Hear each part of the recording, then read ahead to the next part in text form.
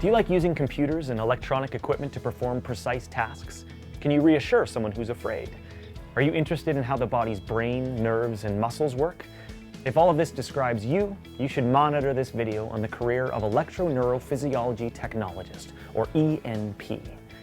ENPs use specialized electronic equipment to test patients' nervous systems or nerves.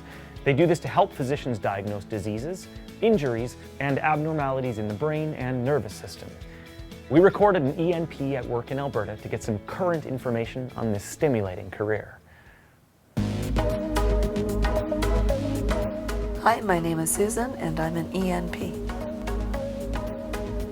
An ENP is an electroneurophysiology technologist. We record the electrical activity of the brain and the central nervous system, gaining information that can help the doctors diagnose neurological disorders.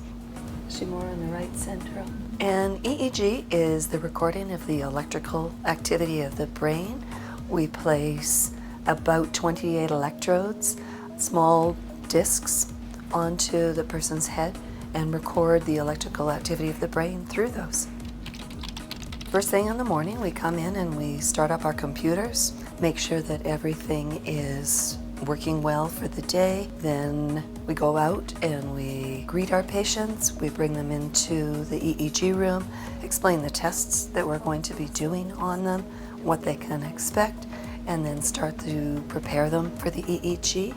Although we don't actually interpret the EEG, we need to be able to identify abnormalities within those EEGs that would indicate to us that perhaps we need to have a doctor look at it immediately and intervene in certain situations.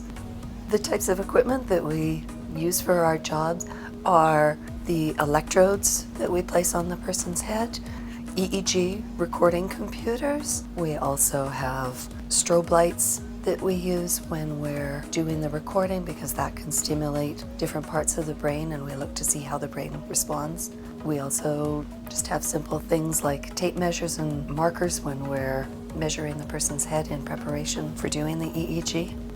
ENPs usually work in hospitals. We see patients both within the department, but then we also have to go out to places like the intensive care unit or other areas of the hospital when the people cannot come to us. An ENP practitioner needs to be well organized. You need to have good communication skills for dealing with people who are often sick and feeling highly stressed. It's good to have a meticulous nature, to be able to identify small variations in the waveforms. You also need to have good hearing and good vision. Pretty much looks about the same as the last one. ENPs usually work from Monday to Friday, 8 until 4:15, but will also work after hours and occasionally are on call on weekends as well. Hi, Susan, I was hoping we can grab that EEG on our patient. You can work in a small hospital, but there are also larger facilities where you have as many as 10 or 12 technologists. Just take good, strong breaths in and out through your mouth. Our work environment is generally fairly quiet. We're talking with our patients, but for the most part, they're going to lay in a quiet, dark room. I have a diploma in electrophysiology, which is a 2-year program. In order to practice, we also have to be registered with the Alberta College of Medical Diagnostic and Therapeutic Technologists, otherwise known as the ACM-DTT. Oh yeah, Kelsey, it's Susan calling from EEG. Some of the most satisfying moments are when we actually find out what has been causing the problems and helping to become part of the solution, finding out how to get them better and back onto their usual activities. Okay, thank you. Bye then. I think it is a fascinating and interesting career, and if you're interested, you should go and investigate more.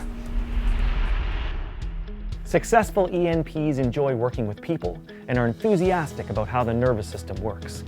It helps to have an eye for detail, empathy for patients, and the ability to respond quickly to change in stressful situations.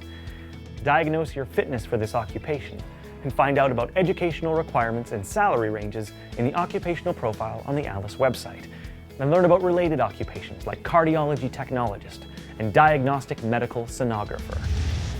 Explore the possibilities. Go to alice.alberta.ca.